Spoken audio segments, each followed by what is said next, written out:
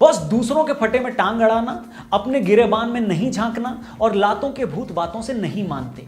ये 3 ऐसी कहावतें हैं जो हफ्ते के 7 दिन और साल के 365 दिन पाकिस्तान पर फिट बैठती हैं। उसने आज तक कभी अपने गिरेबान में नहीं झांका, हमेशा दूसरों के फटे में टांग अड़ाई है और यही वजह है कि उसे कोई बात तब तक समझ में नहीं आती जब तक कि उसे 2 लात नहीं पड़ जाती।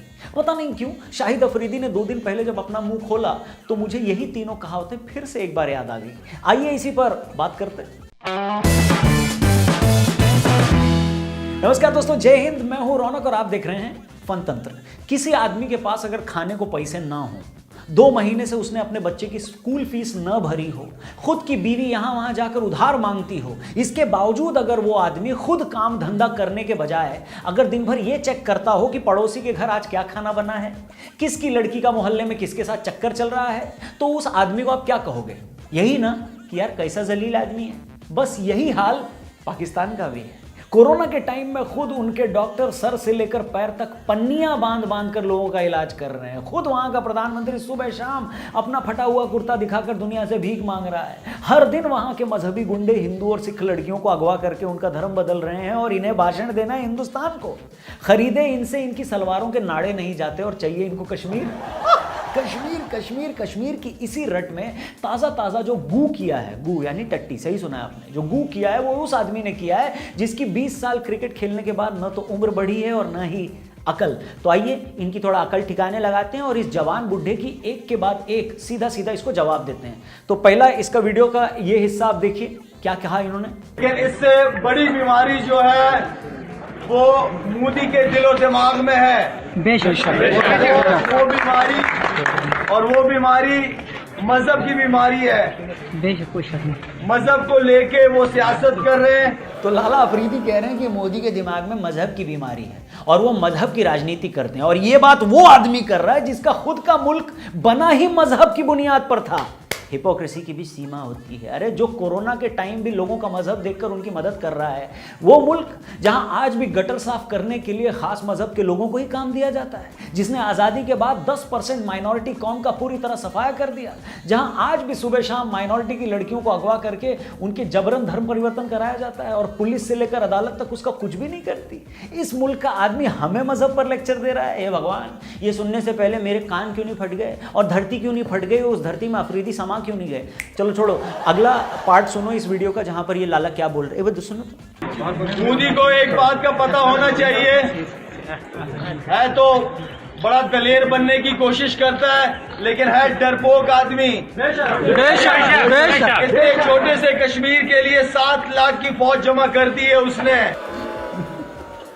मतलब मोदी दिलेर बनने की कोशिश करता है मगर है डरपोक। लाला अफरीदी बेटा इधर आओ, बाकी तो मेरे को ज़्यादा नहीं पता मगर जिस मोदी को तुम डरपोक कह रहे हो पूरी दुनिया जानती है उसी डरपोक मोदी के रहते हमने उरी के बाद पहले तुम्हें पीओके में घुस के मारा था, फिर पुलवामा हमले के बाद बालाकोट में सर्जिकल स्ट्राइक की थी। सालों बाद कश्मीर से जब 370 हटा था तब तेरा फूफा मोदी ही इंडिया का पीएम था। और आज जब हम टीवी पर मुजफ्फराबाद से लेकर गिलगिट बाल्टिस्तान का टेम्परेचर दिखा रहे हैं तो तुम्हारा अंकल मोदी ही इंडिया का पीएम है, समझे?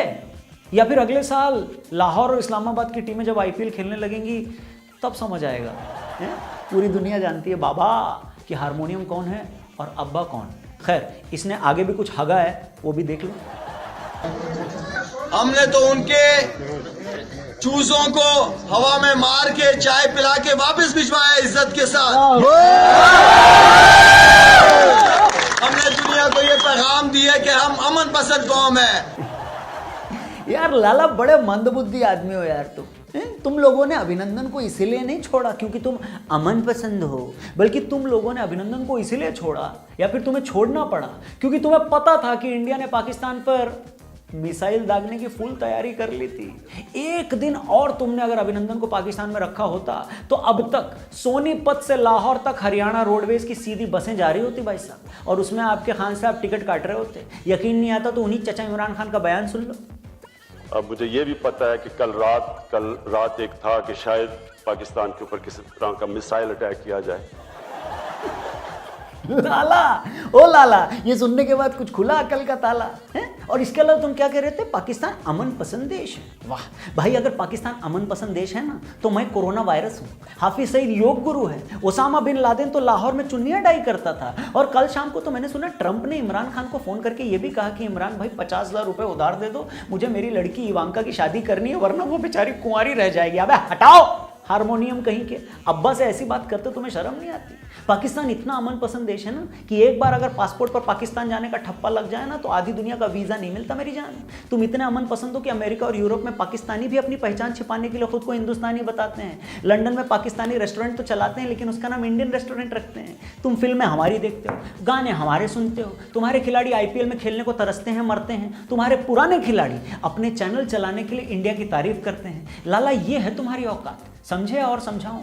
और भाई अमन पसंद तुम नहीं हो, अमन पसंद तो हरभजन और युवराज जैसे वो खिलाड़ी हैं जो सिर्फ तुम्हारी आवाम की भलाई के लिए तुम्हारे कहने पर तुम्हारी एनजीओ को डोनेट करने की अपील करते हैं। ऐसा थोड़ी है कि उन लोगों को तुम्हारी नीयत का पता नहीं था, पता था, मगर बावजूद इसके उन्होंने सिर्फ इसलिए अपील की कि आवाम तो हर जगह की एक जैसी ही होती है, आम आदमी तो हर जगह मजबूर होता है। मगर तुमने बदले में क्या सिला दिया? फिर वही बेसुरा राग गाने लगे, फिर वही फटा हुआ ढोल बजाने लगे।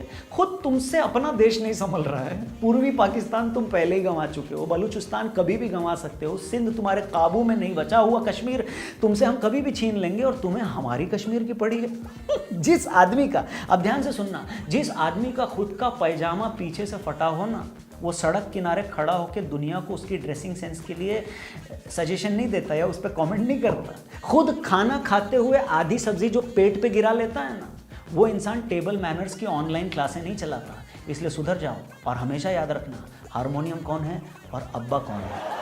चलिए बॉस, अब चलते चलते आपको कुछ पंक्तियों के साथ छोड़े जाता हूँ। ये कविता आपको बहुत पसंद आती है, ऐसा आप ही मेरे को बताते हो। इसकी स्क्रीनशॉट लेकर आप मुझे इंस्टा पे टैग जो करते हो, उसमें से कुछ स्टोरीज में मैं शेयर भी करता हूँ, आगे भी करना, क्योंकि इस वाली में कुछ खास मैसेज है अपने पड़ोसी मुल्क के लिए। तो अर्ज किया है कि तुम फीकी चाय की चुस्की हो और मैं डालगोना कॉफी हूँ, तुम पिटते अफरीदी जैसी और मैं वर्ल्ड कप की ट्रॉफी हूँ। अरे तुम गिरती इकोनॉमी हो, मैं उसमें होता घाटा हूँ, तुम पाकिस्तानी गाल प्रिय, मैं उस पे पड़ता चांटा हूं। अरे तुम कश्मीर की चाह लिए क्यों रोती बारंबार प्रिय, मैदान कहीं का भी हो लेकिन होती तेरी ही हार प्रिय, फिर भी नहीं सुधरती तुम। आगे की 2 लाइन सुनना कि मैं चुनता हूं अक्सर समझदारी, तुझे टुचियापा ही चुनना है। जी हाँ, मैंने टुचियापा ही बोला है, बाकी आप समझ कुछ भी सकते हो। मैं चुनता हूं अक्सर समझदारी, तुझे टुचियापा ही चुनना है, मैं कितना भी अवॉइड करूं तुझे पीके एमके भी सुनना है। और आगे की 2 लाइनें जो मैं सुन रहा पढ़ने वाला हूं, उसमें मेरे को आपकी खास मदद चाहिए। क्यों? क्योंकि इसमें एक ऐसा शब्द है मैं जो बोलूंगा नहीं, पर आप समझ जरूर जाओगे। और अगर समझ जाओ तो कमेंट में शान से उसे लिखना। तो आखिरी 2 पंक्तियां सुनिए कि तुम बारूदी उस बम जैसी और मैं हूं शांति दूत प्रिय, तुम बारूदी उस बम जैसी और मैं हूं शांति दूत प्रिय, हम एक बार हड़का दें तो तुम पैंट में देते प्रिय। अब का क्या मतलब है वो शब्द जो मैंने नहीं कहा, लेकिन आप समझ गए हो तो कमेंट में जरूर लिखना और आपके कमेंट को लव जरूर मिलेगा। बाकी इंस्टा पे इस कविता की स्क्रीनशॉट को आप शेयर जरूर करते हो, स्टोरीज में टैग जरूर करते हो, आगे भी करते रहना, कोशिश करूंगा कुछ शेयर कर दूं अपनी स्टोरी पे भी। बाकी चैनल सब्सक्राइब, फेसबुक पेज पे देख रहे हो तो लाइक, मोबाइल ऐप डाउनलोड, अगर ये सब नहीं किया तो माता रानी पाप दे सकती है। बाकी प्लीज अपना ख्याल रखना, जल्दी मिलूंगा अगले वीडियो के साथ। नमस्कार, जय हिंद।